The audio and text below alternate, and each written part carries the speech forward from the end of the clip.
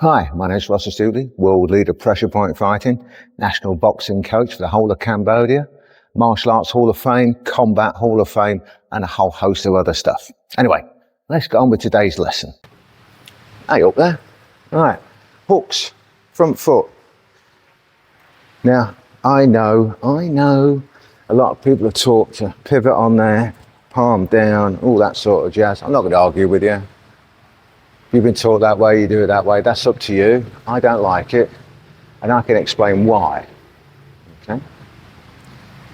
And then we'll go through some reasons why you might actually pivot on the foot. Right. First of all, palm down. Don't like it. Why? Makes your forearm weak. Makes your wrist weak, therefore makes your hand weak. More prone to injury. Now, there's some caveats coming up which I'll explain later on. But when you punch, do your hook, ignore this. When you do it like that, okay, your forearm is weak. If you don't believe me, test it yourself. Put your hand like that, and then put it palm facing you, thumb up in the air, and feel your own forearm, it's strong. Now, your radius and ulna are aligned like that, like a ladder. Okay, when you do that, they twist, and they twist over each other like this. So, what's more structurally correct? In parallel or twisted over like that? If you say twisted over like that, I can't help you. Parallel. So like that, they're parallel. So that's one. There's other things it does as well. It helps alignment of the shoulder and everything else better and all that sort of jazz. It's also a little bit faster, believe it or not. If you don't believe me, look at somebody who hooks pretty good. Like, there was a boxer. He wasn't bad. Roy Jones Jr. He was quite good, wasn't he? And that's how he does it. So, anyway, the rotation of the foot. I'm not going to argue with anybody about if it gives more power or this, that, and the other. I'm not going to argue. But when you rotate like that, let's say I do it that way and I miss. I've got to recover. Or I've got to do something else to recover. I've got to recover that front foot. That is not open for debate. You can't argue that. If I've twisted that foot, I've got to recover it. I have to. So, knowing that, it takes time, does it not, to recover it? Only a split second. Not going to argue that. But it still takes time. Split seconds is what it's all about in a fight. If I leave my foot there and throw the hook and I miss, I haven't got to recover the foot and I'm still here. Pop, pop. So, I can still maintain my defense, can I not? Now, if you're miles away and I do that and you back right off, it doesn't matter, does it? Because I've got time to recover. But if we're in close and I do that, and now I've got to recover, that takes some doing. If we're in close and I do that, I've already recovered. Once the hook's missed, I'm already back to recovery, aren't I? When it's here, I've got to return, I've got to get that foot back. It takes a bit longer. Okay? So, that's why. That's why I don't initially teach the hook off the jab with a rotation. Whilst acknowledging that there are times, even though I say don't ever rotate the foot like that off a hook, there are times when you do rotate it. Like every golden rule, sometimes you have to break them.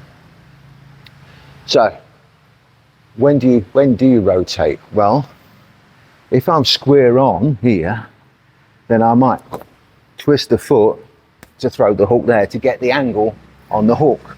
So if I'm here, I'm square on with the guy, to get the angle, I might rotate. There. Fair enough. But there's a difference between being here doing it and being here and doing that. Okay? So, everything's got to be taken in context. Alright? So, then, let's go back to the palm down. Get this. Sometimes I've been throwing, let's say I'm orthodox, and I throw the rear hand as a hook. and it comes in like that. If it's held on, you lying git, Russell.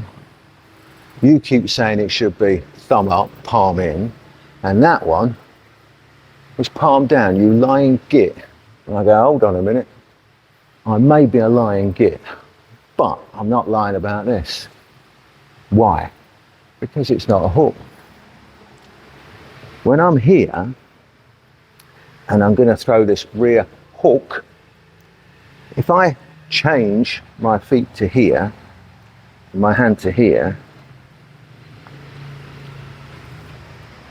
that's not a hook.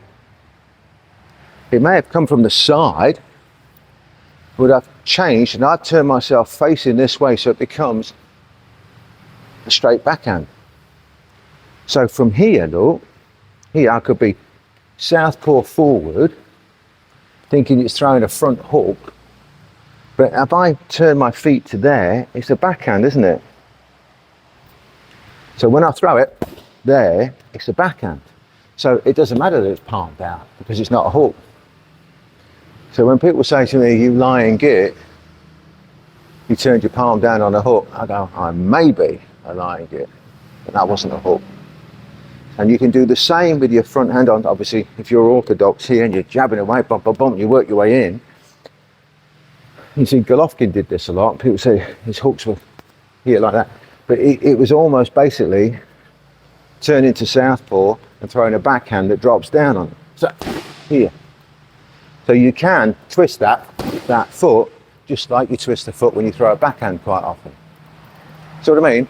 Subtle differences, but those subtle differences make a big point, which is why I'm always try to be as precise as possible when I'm trying to describe something and what I mean about it, because my terminology may be slightly different to yours and vice versa, whatever. So I try to be as precise as possible so that we're on the same page when it comes to what we're talking about. Okay, so I hope I explained that. Reference to hook. See you on the next one. If you like what I teach and you like my style of teaching, why not hit the like, share, subscribe, and even make a comment if you want. I'll try and answer them. And if you want to load more lessons, dip on down to my site, sign up for free, and it opens up all the unlisted ones on the old YouTube. I'll see you down there.